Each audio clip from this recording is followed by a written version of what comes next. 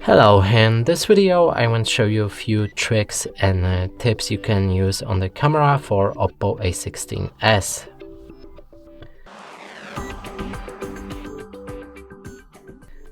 So let's start with the first one, which is attached to the camera, but we don't need to open a camera for that.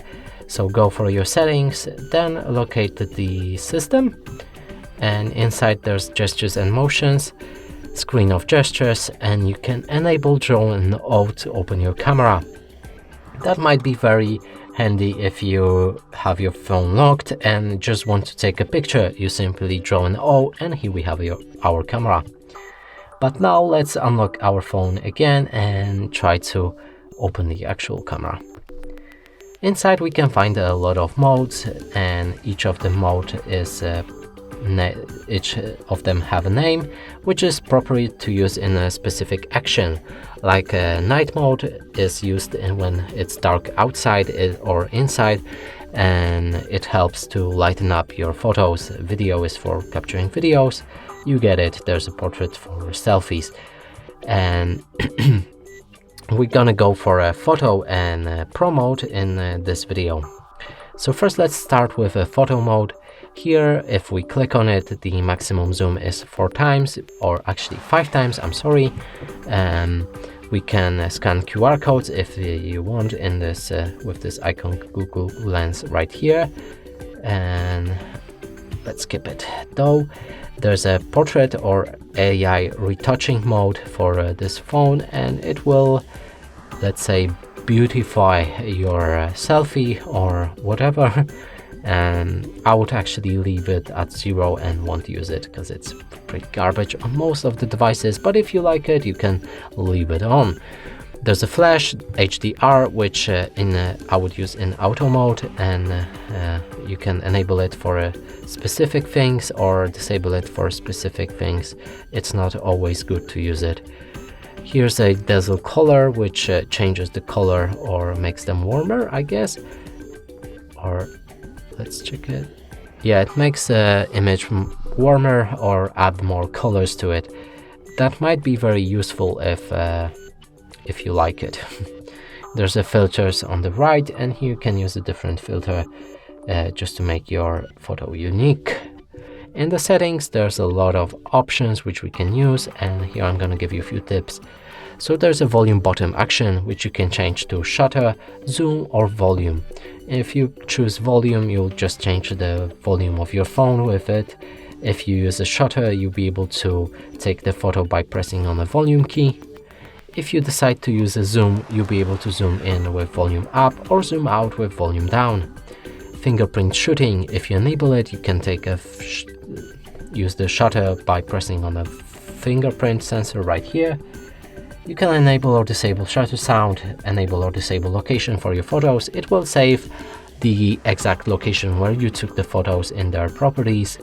There's composition. Use features like level and grid to compose your photos better, so you can add the grid lines and etc. to stabilize your photos.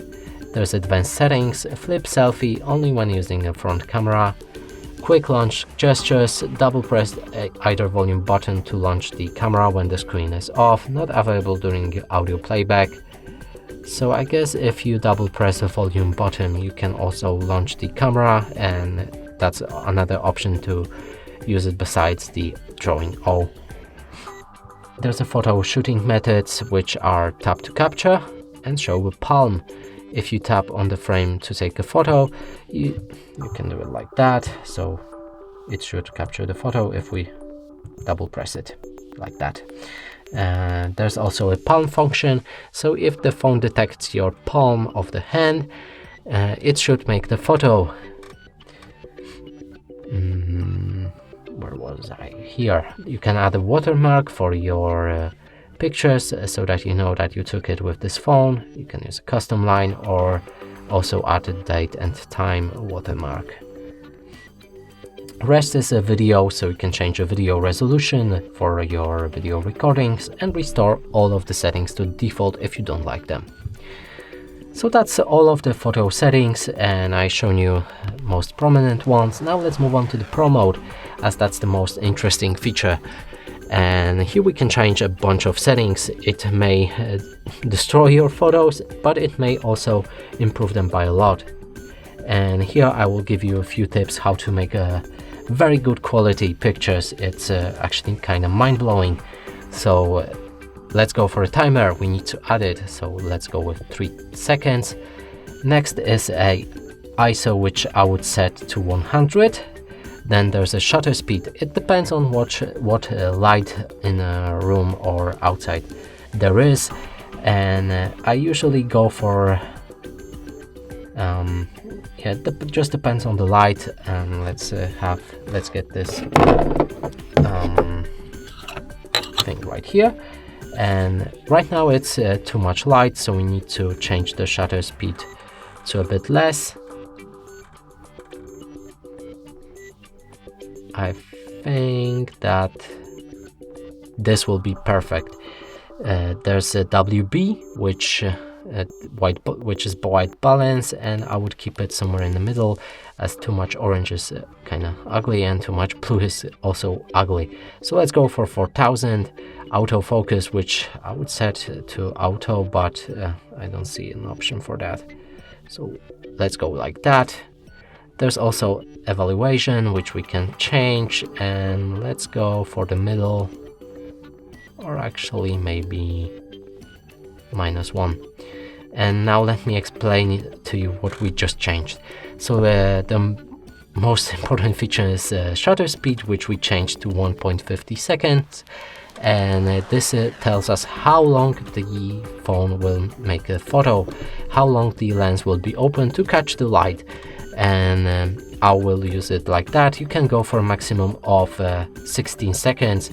Make sure not to touch your phone or move anything in the vicinity of your camera while doing a photo, as it will destroy it. So now let's try placing our phone somewhere stable. We have a timer added, so it will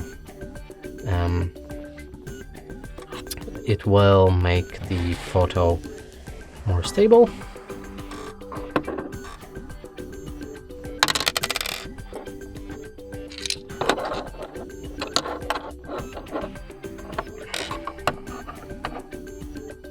Now make sure to click on the photo, on the object that you want to take the photo of, and simply click on the shutter.